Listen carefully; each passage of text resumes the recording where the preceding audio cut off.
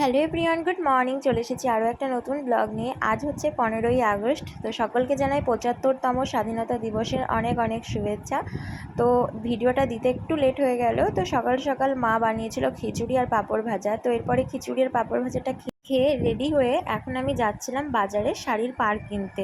আর জানো তো, বিয়ের আগে কিন্তু কত একা গিয়েছি এসেছি, আর আজকে কিন্তু যখন যাচ্ছিলাম কেমন যেন একটা লজ্জা লজ্জা লাগছিল। আসলে বিয়ের পর বরের সাথে আর না হলে দাদার সাথেই বেশিরভাগটাই যাওয়া হয় বাজারে, একা একা ভালো লাগে না। তো সেই কারণে আজকে যখন একা একা যাচ্ছিলাম কেমন একটা লাগছিল। তো আমি বাজার থেকে এখন বাড়ি চলে এসেছি, আর এই পতাকার এগুলো কিন্তু সকালবেলায় দাদা আমাকে এনে দিয়েছিল। আর এই যে এই শাড়ির পাটটা আমি আনতে গিয়েছিলাম, আর সুতো। তো ভিডিও করার জন্যই কিন্তু সকালবেলায় দাদা আমাকে এই পতাকাগুলো এনে দিয়েছিল, কিন্তু তখন আমি বলতে ভুলেই গিয়েছিলাম যে শাড়ির পাড় লাগবে। তো সেই কারণেই আমি শাড়ির পাড়টা আনতে গেলাম।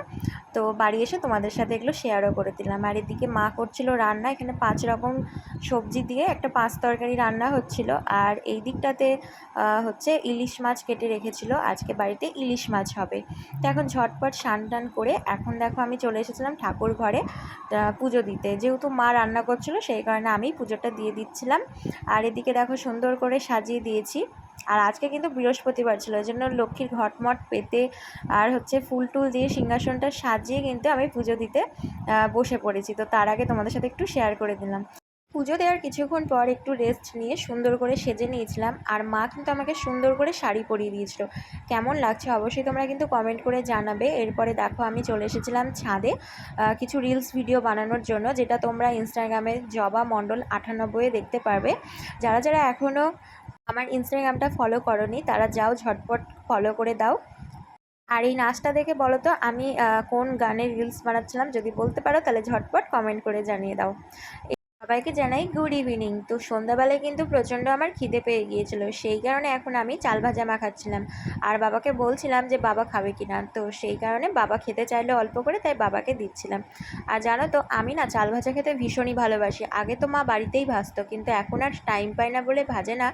কিন্তু বাবা এখন বাসমতি রাইসের যেই লম্বা লম্বা চাল ভাজাটা পাওয়া যায় কিনতে, সেটাই কিন্তু নিয়ে আসে।